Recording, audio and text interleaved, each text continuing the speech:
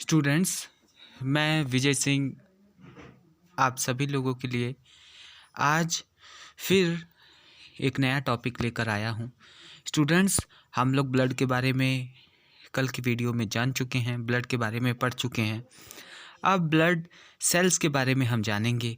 और सबसे पहले ब्लड सेल में अगर हम बात करें तो एरिथ्रोसाइट, यानी कि मैंने आपको बताया था एरिथ्रोसाइट का दूसरा नाम। तो स्टूडेंट्स, जल्दी ही कमेंट करके बताइए कि एरिथ्रोसाइट का दूसरा नाम क्या है।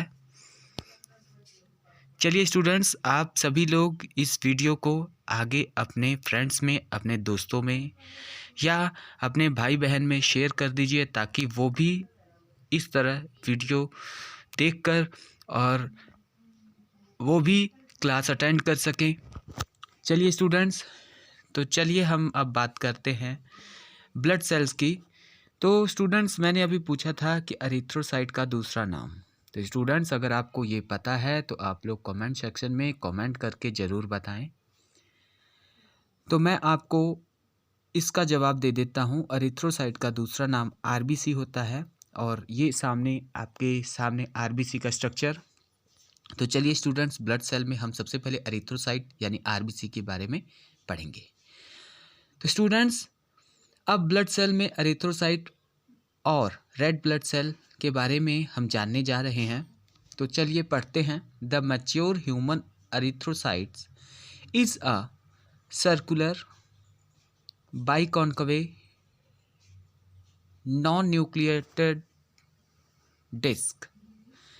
स्टूडेंट्स, यहाँ पे न्यूक्लिएटेड लिखा हुआ है, मैं बार बार कह रहा हूँ, यहाँ पे थोड़ी टाइपिंग में गलती हो गई है।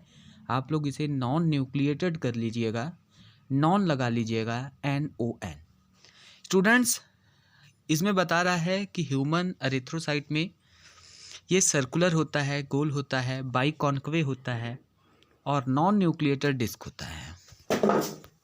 The average diameter is about 7.6 micro and thickness about 2.2 micro। तो इसमें अभी बताया कि जो आरबीसी की एवरेज डायमीटर होती है वो 7.6 माइक्रो होती है और उसकी जो थिकनेस होती है वो 2.2 माइक्रो होती है। तो स्टूडेंट्स, इस तरह से आरबीसी जो होता है वो एरिथ्रोसाइट जो होता है आरबीसी या आरबीसी जो होता है उसकी इस तरह से हम थिकनेस और एवरेज डायमीटर को ज्ञात कर चुके हैं। तो चलिए अब हम देखते हैं आरबीसी की डायग्राम। ये आपके सामने आरबीसी मौजूद है। अब इसे आप देख सकते हैं कि ये सर्कुलर है, यानी कि सर्कुलर है और बाइकॉन्केव यानी बीच में थोड़ा सा छोटा सा गड्ढा है, इसमें उसे बाइकॉन्केव कहते हैं।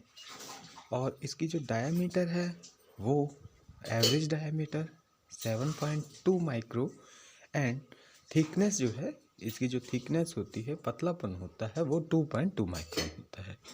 तो इस तरह से स्टूडेंट्स ये आरबीसी है। और इसके बाद हम जानते हैं आरबीसी के और कुछ फैक्ट्स और कुछ चीज़ें। तो 2.2 माइक्रो के बाद हम देखते हैं and thickness about 2.2 micro and thickness about 2.2 micro. ये दो बारी लिखा गया है, तो आप एक ही बार नोट करें। The edge are rounded and thicker than the centre. जैसे कि आपने आरबीसी को देखा कि राउंड से किनारों से गोल होता है और बीच में से थोड़ा सा पतला होता है या अंदर की ओर घुसा हुआ होता है। हैंस द सेंट्रल पोर्शन, इस तरह से जो सेंट्रल पोर्शन होता है appear to have a lighter shade. आपने देखा होगा डायग्राम में भी कि जो बीच में सेंट्रल पोर्शन है वो थोड़ा सा लाइटर शेड यानी कि हल्का है, किससे? आस पास वालों से। When viewed from the side it look like a dumb bell. तो इस तरह से हमने देखा है आरबीसी को कि वो जो है देखने में डम्बल बेल की तरह लगता है। The erythrocyte is made of. अब एरिथ्रोसाइट किन चीज़ों से बनता है, अब हम इसके बारे में देखेंगे और इसके बारे में जानेंगे।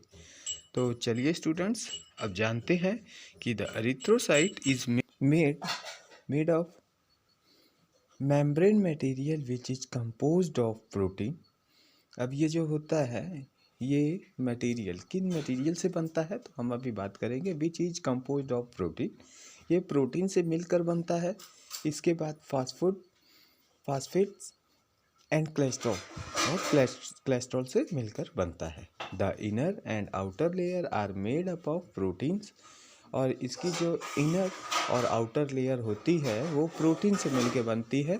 And middle layer of lipids, और बीच की लेयर जो होती है वो लिपिड से बनती है। The permeability of this membrane is highly selective, और इसकी योग्यता जो होती है वो बहुत ही ज़्यादा हाईली सिलेक्टिव करने वाली होती है। और इस तरह से हमने जाना कि हमारा जो एरिथ्रोसाइट होता है या आरबीसीज होता है किस तरह से बनता है। इसकी लेयर इनर और लेयर आउटर लेयर प्रोटीन की होती है, मिडल लेयर लिपिड्स की होती है। तो इस तरह से हमने आज एरिथ्रोसाइट के बारे में अभी तक जाना। अब हम जानेंगे एरिथ्रोसाइट की आगे कुछ और फैक्ट्स। तो चलिए देखते हैं, कंपोजिशन की बात करते हैं। Each RBC is composed of colourless involve, हर एक आरबीसी में कलरलेस का जो है कंपोजिशन इन्वॉल्व होता है। इंक्लूडिंग सेमी लिक्विड मटेरियल, इसमें सेमी लिक्विड मटेरियल्स होते हैं 65% water, 35% solids, of which 33% is hemoglobin bound, to 2% stromal meshwork of protein, phospholipid, cholesterol and neutrals। इस तरह से इसके अलावा हमारे पास ये चीज़ें यानी कि आरबीसी के कंपोजिशन मौजूद होते हैं। अब स्टूडेंट्स, हमने कंपोजिशन को देखा, कंपोजिशन को समझा, और अभी तक स्टूडेंट्स मैं आप लोगों को इससे पहले ब्लड के बारे में बता चुका हूँ। आज मैं आपको एरिथ्रोसाइट के बारे में बता रहा हूँ। तो स्टूडेंट्स, अगर आपने मेरी पहली वाली वीडियो ब्लड्स के बारे में नहीं जाना है या उसे नहीं देखे हैं तो आप देख लें, और अपने साथ के दोस्तों में ये वीडियो को शेयर करते रहें, और शेयर करने के साथ ही और उन्हें भी पढ़ने के लिए इस प्लेटफॉर्म पे बुलाएं। तो चलिए स्टूडेंट्स आगे देखते हैं। Other organic substance are also present, इसके अलावा अदर ऑर्गेनिक सब्सटेंस प्रेजेंट होते हैं, but in very small amount, जो कि बहुत ही ज़्यादा छोटी अमाउंट में होते हैं। If the total liquid 60% is phospholipids, 30% free cholesterol and 10% fats. और इनमें जो है अमाउंट्स की अगर मैं बात करूँ, 60% फास्फोलिपिड एंड 30% फ्री कोलेस्ट्रॉल और 10% फैट्स मौजूद होते हैं। तो चलिए स्टूडेंट्स, अब हम बात करते हैं एरिथ्रोसाइट के फंक्शंस की, और फंक्शंस के साथ ही हम देखेंगे उनके कुछ पॉइंट्स और किस तरह से हम फंक्शंस को नोट करेंगे। तो फर्स्ट पॉइंट है first acid base balance. RBC help to maintain acid base balance, RBC जो है एसिड बेस बैलेंस को मेंटेन करता है। It is carried out by buffering action of haemoglobin, और ये बफरिंग एक्शन को भी प्रभावित करता है haemoglobin and other intracellular buffers, और इसके अलावा कुछ इंट्रासेलुलर बफर्स को भी प्रभावित करता है। नेक्स्ट अगर मैं बात करूं तो रेस्पिरेटरी की, स्टूडेंट्स मैं आपसे एक बात कहना चाहूँगा कि आप लोग ये चीज़ें नोट करते चलें, और इन्हें एक नोटबुक पे नोट्स की तरह लिखते चलें। अगर आप हमसे जुड़े रहेंगे तो मैं इसी तरह से आपको नोट्स प्रोवाइड कराऊंगा, और मैं बताना चाहूँगा कि आपको इस वीडियो के नीचे लिंक मिल जाएगी, उसमें ये टोटल नोट्स भी आपको प्रोवाइड हो जाएंगे। तो चलिए, respiratory R B red blood cell carry CO2 and O2। Red blood cell carry O2 and CO2, यानी कि रेड ब्लड सेल ऑक्सीजन और कार्बन डाइऑक्साइड को भी ट्रांसपोर्ट का काम करते हैं, यानी ट्रांसपोर्ट में मदद करते हैं। और इसके बाद अगर मैं थर्ड पॉइंट की बात करूं तो iron balance, by the special permeability of the cell membrane the red cell help to maintain balance of positive and negative ions in the blood. अब इसमें हम बात करें तो एक स्पेशली प्रीमिबिलिटी होती है ऑफ द सेल मेम्ब्रेन, जो कि सेल मेम्ब्रेन में होती है। इसमें जो है रेड सेल हेल्प करता है बैलेंस करने के लिए किसको, पॉजिटिव और नेगेटिव आयंस को, किसमें, ब्लड में। तो नेक्स्ट पॉइंट है viscosity of blood. Red cell help to maintain the viscosity of blood जो रेड सेल होता है वो मदद करता है ब्लड की विस्कोसिटी को मेंटेन करने में। तो स्टूडेंट्स, इस तरह से आज हमने एरिथ्रोसाइट के बारे में जाना। स्टूडेंट्स, उम्मीद है आपको ये वीडियो अच्छी लगी होगी और आप लोग भी इस वीडियो को अपने दोस्तों, भाइयों, बहनों में शेयर करें ताकि वो भी इस तरह से फ्री नॉलेज इकट्ठा कर सकें। और स्टूडेंट्स, इस वीडियो के नीचे मैंने इसके नोट्स को अपलोड कर दिया है। आप सभी स्टूडेंट्स उसे डाउनलोड कर लें और या उससे वहाँ से नोट्स के जरिए भी पढ़ सकते हैं। स्टूडेंट्स, जाते जाते यही कहना चाहूँगा कि आप लोग अगर मेरे चैनल पे पहली बार ही आए हैं तो आप इस चैनल को सब्सक्राइब कर लें।